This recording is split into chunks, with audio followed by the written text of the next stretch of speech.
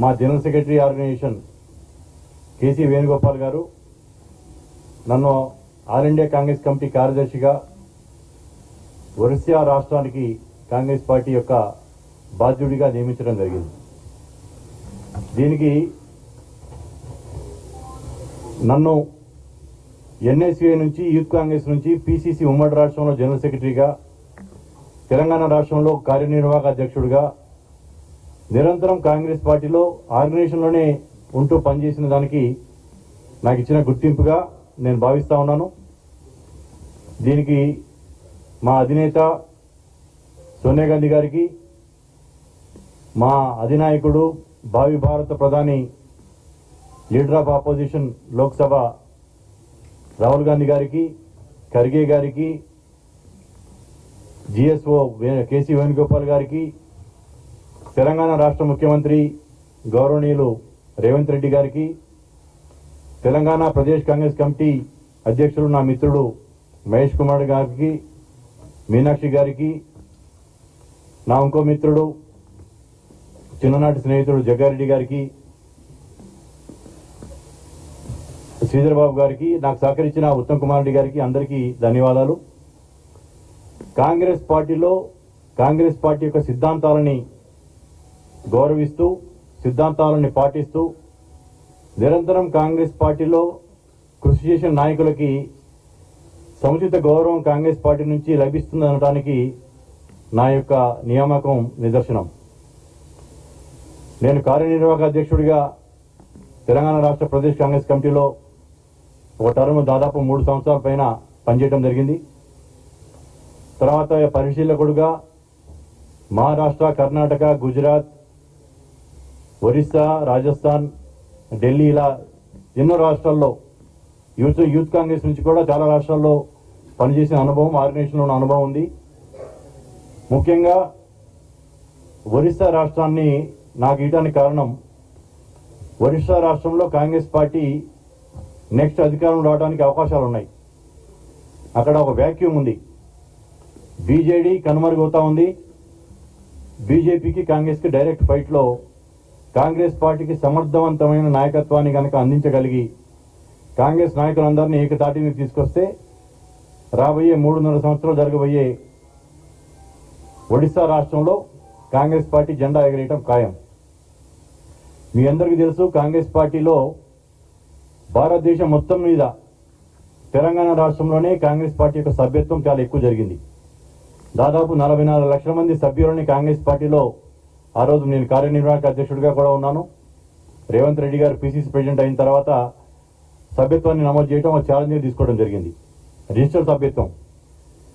ఆ యొక్క సభ్యత్వం, అన్ని లక్షల మంది సభ్యత్వాన్ని చేయటం, కాంగ్రెస్ పార్టీ యొక్క కార్యకర్తల్ని గుర్తించి వారికి సముచిత గౌరవం ఇచ్చేసేసి వాళ్ళకి పని కల్పించడం వల్లే 2023లో కేసీఆర్ యొక్క ప్రభుత్వాన్ని పక్కకి నెట్టేసి కాంగ్రెస్ పార్టీ జెండా ఎగిరేయడానికి తెలంగాణ రాష్ట్ర ప్రజలు మాకు సహకారం ఇచ్చారు, మాకు తోడ్పాటు ఇచ్చారు. గత 23 నెలల నుంచి కూడా ఇందిరమ్మ రాజ్యం, ఇందిరమ్మ పాలనని తీసుకురావడం జరిగింది. మేము మేనిఫెస్టోలో చెప్పిన అంశాలే కాకుండా మేనిఫెస్టోలో చెప్పని అంశాలను కూడా కాంగ్రెస్ పార్టీ ప్రజలకి ఏమి కావాలి అనేది గుర్తించేసి ప్రజల పక్షాన నిలబడటం కాంగ్రెస్ పార్టీ యొక్క గొప్పతనం. ఆ యొక్క శ్రేయస్సు అనేది ముఖ్యమంత్రికి, వారి క్యాబినెట్ కొలీగ్స్కి వస్తుంది. పార్టీ, ప్రభుత్వం 2 కళ్ళు. పార్టీ బలంగా ఉంటేనే ప్రభుత్వం బలంగా ఉంటుంది. రాబోయే ఎలక్షన్స్లో ప్రభుత్వం అధికారంలో రావాలంటే కూడా పార్టీ యొక్క బలం, పార్టీ చైతన్యవంతంగా ఉండటం అనేది చాలా అవసరం. ఇటువంటి సందర్భంలో ఇక్కడ ఆర్గనైజేషన్ బ్యాక్గ్రౌండ్ ఉన్న మహేష్ కుమార్ గారు పిసిసి అధ్యక్షుడిగా, అలాగే ఆర్గనైజేషన్ టోటల్ ఆర్గనైజేషన్ నేను ఎప్పుడు ప్రత్యక్ష ఎలక్షన్స్ నిలబడే ఆసక్తి నాకు లేదు. చాలామంది ఏఐసిసి నుంచి కూడా చాలాసార్లు నన్ను నిలబడమని అనటం కూడా జరిగింది. కానీ నాకు డైరెక్ట్ ఎలక్షన్స్లో నిలబడే ఆసక్తి లేదు. ఆర్గనైజేషన్లోనే నా యొక్క ప్యాషన్, ఆర్గనైజేషన్లోనే పనిచేస్తూ వస్తున్నాను గత 35 సంవత్సరాల నుంచి. ఆర్గనైజేషన్లో భాగంగా నాకు ఈరోజు ఈ బాధ్యత తీయటం జరిగింది. దానికి అందరికీ కృతజ్ఞతలు తెలుపుతూ, నేను ఒరిస్సా రాష్ట్రంలో ఇన్ఛార్జిగా ఉన్నా కానీ నా పేరెంట్ రాష్ట్రం తెలంగాణ కాబట్టి తెలంగాణ రాష్ట్రంలో పార్టీ కోసం నా యొక్క మిగతా టైం ఒరిస్సాలో ఇచ్చిన టైం కాకుండా మిగతా టైంని నేను తెలంగాణ రాష్ట్రంలో కాంగ్రెస్ కమిటీకి ఇస్తాను. ముఖ్యంగా జూబ్లీహిల్స్ బై ఎలక్షన్ జరుగుతుంది. మీకు రిజల్ట్ అనేది ఎగ్జిట్ పోల్స్లో ఉంది. కాంగ్రెస్ పార్టీ గెలుపు అనేది అక్కడ ఖాయం. దాని తర్వాత ఆ ఒక్క గెలుపుతోనే ఆగకుండా మా యొక్క నెక్స్ట్ గోల్ జిహెచ్ఎంసీలో కాంగ్రెస్ పార్టీ జెండా ఎగరేయాలి. జిహెచ్ఎంసీలో కాలక్రమేణా కొన్ని కారణాల వల్ల కాంగ్రెస్ పార్టీ బలహీనపడింది. మళ్ళీ పూర్వ వైభవాన్ని స్వర్గీయ పీజీఆర్ గారు ఉన్నప్పుడు ఎంతైతే బలంగా కాంగ్రెస్ పార్టీ ఉందో అంతకు మించి బలాన్ని చేకూర్చాలంటే ఇక్కడ ఆర్గనైజేషన్ స్ట్రెంగ్తన్ చేయాల్సిన అవసరం ఉంది. ఇక్కడ ఇది కాస్మోపాలిటన్ నగరం. ఈ నగరంలో అన్ని వర్గాలని, అన్ని మతాలని, అన్ని కులాలని ఎంబడ తీసుకొని ముందుకెళ్తేనప్పుడే జిహెచ్ఎంసీలో కాంగ్రెస్ జెండా ఎగిరేస్తుంది. మీ అందరికీ అందరూ సీనియర్ జర్నలిస్టులు ఉన్నారు ఇక్కడ. 2010లో మొట్టమొదటి greater municipal corporation of Hyderabad election జరిగినప్పుడు అప్పుడు టీఆర్ఎస్, ఇప్పుడు బీఆర్ఎస్ పార్టీ కనీసం అభ్యర్థులు లేక అభ్యర్థులని పోటీ కూడా పెట్టలేని దయనీయ స్థితిలో ఉంది. వాళ్ళు పోటీ కూడా పెట్టలేదు. ఆ రోజు కాంగ్రెస్ పార్టీ ఎంఐఎంతో కలిసి అలయన్స్లో మేయర్ పీఠాన్ని కైవసం చేసుకోవడం జరిగింది. అటువంటి పార్టీ అధికారంలో రాగానే 2016లో దాదాపు 99 కార్పొరేట్ సీట్లు గెలవటం, అధికారంలోకి రావడం జరిగింది. ఇప్పుడు కాంగ్రెస్ పార్టీ అధికారంలో ఉంది. స్థానిక సంస్థలు సహజంగానే అధికారంలో ఉన్న వాళ్ళకి అనుకూలంగా ఉంటాయి. దాంతోపాటు హైదరాబాద్ నగరానికి కాంగ్రెస్ పార్టీ చేసిన సేవలు, ఓఆర్ఆర్ కావచ్చు, ఇప్పుడు ఆర్ఆర్ రాబోతుంది, ఫ్యూచర్ సిటీ రాబోతుంది. ఇవన్నీ కూడా మాకు రాబోయే జిహెచ్ఎంసీ ఎలక్షన్స్లో కాంగ్రెస్ పార్టీకి అనుకూలంగా ఉంటాయి. నా పాత్ర కీలకంగా నేను ఒడిశాతో పాటు తెలంగాణ రాష్ట్రంతో పాటు ప్రముఖంగా నేను జిహెచ్ఎంసీ మీద కాన్సన్ట్రేట్ చేయబోతున్నాను. పార్టీ అధిష్టానం ఢిల్లీ నుంచి కూడా నాకు అటువంటి ఆదేశాలు ఇవ్వడం జరిగింది. ఏ బాధ్యతలో వేరే రాష్ట్రాల్లో పనిచేస్తున్నా కానీ నా సొంత రాష్ట్రమైన తెలంగాణలో కాంగ్రెస్ పార్టీ బలోపేతానికి నా యొక్క సమయాన్ని కేటాయిస్తాను. నాకు ఈ అవకాశం ఇచ్చిన హైకమాండ్కి మరొకసారి కృతజ్ఞతలు తెలుపుతూ మీ అందరికీ కూడా ధన్యవాదాలు.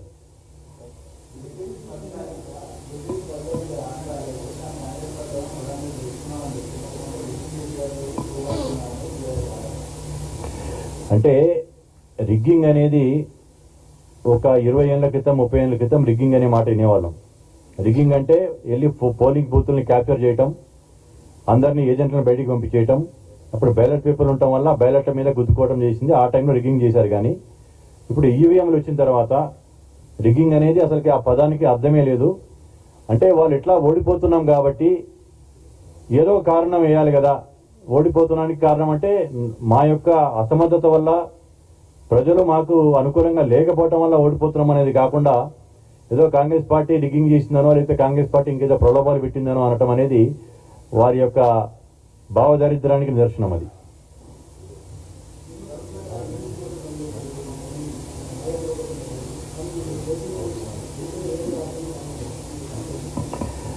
అంటే నేను ఎమ్మెల్సీగా నా మిత్రుడు నన్ను ప్రపోజ్ చేయటం అప్పుడు పేపర్లో, పత్రికల్లో ప్రముఖంగా రావడం జరిగింది. కానీ నాకు మొదటి నుంచి కూడా నేను వర్కింగ్ ప్రెసిడెంట్గా రేవంత్ రెడ్డి గారు, నేను, పొన్నం ప్రభాకర్ గారు, ఆ తర్వాత ఆఖరిలో అజారుద్దీన్ కూడా వర్కింగ్ ప్రెసిడెంట్ కావడం జరిగింది మాతో. తర్వాత అతను రిపీట్ అయ్యాడు. నాతో పాటు వర్కింగ్ ప్రెసిడెంట్ చేసిన 2 మంత్రులు, ఒకరు ముఖ్యమంత్రిగా ఉన్నారు. నేను అప్పుడే నాకు వర్కింగ్ ప్రెసిడెంట్ రిపీట్ అవసరం లేదు. నాకు మొదటి నుంచి కూడా జాతీయ రాజకీయాల్లో ఆసక్తి ఎక్కువ. ఆ టైంలో సోనియా గాంధీ గారికి లెటర్ రాసి, అమ్మ వర్కింగ్ ప్రెసిడెంట్గా రాహుల్ గాంధీ గారు నాకు ఒక టర్మ్ అవకాశం ఇచ్చారు, 2వ టర్మ్ నన్ను రిపీట్ చేయకుండా నాకు జాతీయ స్థాయిలో ఆ బాధ్యతలు ఇవ్వండి అని చెప్పడం జరిగింది. రాజ్యసభ డెఫినెట్లీ నేను అడిగాను. అది కొన్ని కారణాల వల్ల అది రాలేదు. బట్ నాకు పార్టీ ఏదైనా రాజ్యసభలు ఇచ్చినా ఇవ్వకపోయినా కానీ నేను పార్టీ ఆర్గనైజేషన్ మనిషిని కాబట్టి నాకు ప్యాషన్ అనేది, నాకు కోరిక, నా గౌరవం అనేది నేను ఆర్గనైజేషన్లో నుంచి నేను పొందుతున్నాను. కాబట్టి వేరే రాష్ట్రాల్లో ఉన్నాను, ఇప్పుడు జాతీయ స్థాయిలో నన్ను గుర్తించారు. ఇంకోటి కూడా చెప్పాలంటే కూడా మా సామాజిక వర్గంలో స్వర్గీయ ఆచార్య ఎన్జి రంగా గారి తర్వాత 50 సంవత్సరాల తర్వాత కమ్మ సామాజిక వర్గానికి ఏఐసీసీలో ప్రాతినిధ్యం ఇవ్వడం జరిగింది. అంటే దీనివల్ల ఫ్యూచర్లో భారతదేశంలో సౌత్ ఇండియాలో ప్రిడామినెంట్ క్యాస్ట్ మాది. సౌత్ ఇండియాలో నాట్ ఓన్లీ ఒడిస్సా కాకుండా సౌత్ ఇండియా వేరే రాష్ట్రాల్లో కూడా కాంగ్రెస్ పార్టీకి నా యొక్క తోడ్పాటుని, నా యొక్క అనుభవాన్ని నేను పంచుతాను.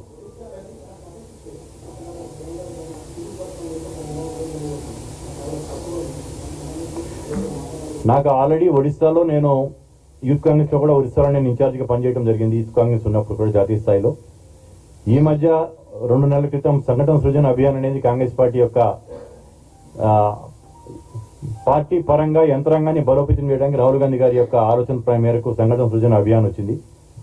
దాంట్లో భాగంగా నేను ఒరిస్సాలో కోరాపుట్, నవరంగ్పూర్ అనే ప్రాంతాల్లో కూడా నేను ఇన్ఛార్జిగా వెళ్ళాను, అక్కడ అబ్జర్వర్గా వెళ్ళాను. అక్కడ బీజేడీ ఒక స్థానిక party, local party, Congress BJP triangle fight జరిగింది పోయినసారి. బీజేడీ ఆయన వయసు రీత్యా, నవీన్ పట్నాయక్ గారి వయసు రీత్యా కావచ్చు, ఆ పార్టీలో ఇక ఫ్యూచర్ లేదనే ఒక భావనతోటి ప్రజలు కాంగ్రెస్ పార్టీ వైపు చూస్తున్నారు.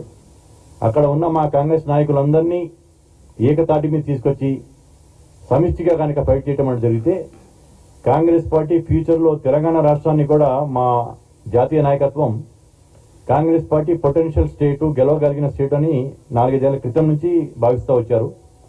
అలాగే ఇప్పుడు మా జాతీయ నాయకత్వం ఒడిశాని ఫ్యూచర్గా గెలవగలిగే రాష్ట్రం అనేది భావిస్తున్నారు. కాబట్టి నాకున్న దాన్ని ప్లస్ అక్కడ తెలుగు ప్రజలు కూడా బోర్డరు బరంపుర, రాయగఢ్ ఇవన్నీ తెలుగు, కోరాపుట్టు ఇదంతా తెలుగు, ఒకప్పుడు విజయనగర సంస్థానం కింద ఉన్న ప్రాంతం, తెలుగు ప్రజలు ఎక్కువ అక్కడ. మా డెఫినెట్లీ నా యొక్క ఇన్ఛార్జిగా అక్కడ నేను వెళ్ళటం అనేది కాంగ్రెస్ పార్టీకి బలోపేతం అవుద్ది.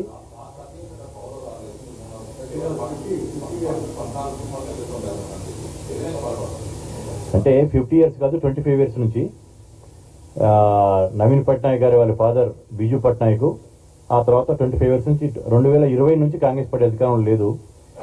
కానీ ఎంత కాంగ్రెస్ పార్టీ 20 సంవత్సరాల నుంచి అధికారం లేకపోయినా కాంగ్రెస్ పార్టీ యంత్రాంగం అక్కడ బలంగా ఉంది. మీరు ఎగ్జాంపుల్ గుజరాత్ రాష్ట్రాన్ని తీసుకుంటే దాదాపు 30 సంవత్సరాల నుంచి కాంగ్రెస్ పార్టీ అధికారం లేదు. కానీ మొన్న కాకుండా అంతకుముందు అసెంబ్లీ ఎలక్షన్స్లో అమిత్ షా, మోడీ ఇద్దరి ద్వయాన్ని ప్రధానమంత్రిగా, హోమ్ మినిస్టర్గా ఉన్న తర్వాత 10 ఏళ్ళు జరిగిన ఎలక్షన్స్లో కాంగ్రెస్ పార్టీ ఆల్మోస్ట్ ఆల్ వాళ్ళకి 99 సీట్లు వస్తే మాకు 77 సీట్లు వచ్చి గుజరాత్ని కాంగ్రెస్ పార్టీ జెండా ఎగిరేయడానికి ఇదైంది. అంటే కాంగ్రెస్ పార్టీ యంత్రాంగం బలంగా ఉన్నప్పుడు ఆంధ్రజ్యోతిలో ఒక ఎడిటోరియల్ చూశాను, చదివాను. ఆయన రాధాకృష్ణ గారు రాశారు, కాంగ్రెస్ పార్టీ అనేది ఒక గరిక లాంటిది, మీకు మొత్తం ఎండిపోయినట్టు కనిపించినా కానీ ఒక 2 చిరుజల్లలు వచ్చినా కానీ మళ్ళీ పచ్చగా ఒకటేసారి పచ్చగా ఏర్పడుతుంది అని. అలా కాంగ్రెస్ పార్టీ యంత్రాంగం ఎక్కడైతే బలంగా ఉందో కాంగ్రెస్ పార్టీ అక్కడ పునర్వైభవం రావడానికి అందరినీ ఏకదాటి మీద తీసుకోవాలి అనే దానికి పెద్ద కష్టం కాదు. డెఫినెట్లీ నెక్స్ట్ ఎలక్షన్స్లో ఒడిశాలో కాంగ్రెస్ పార్టీ గెలుస్తాం.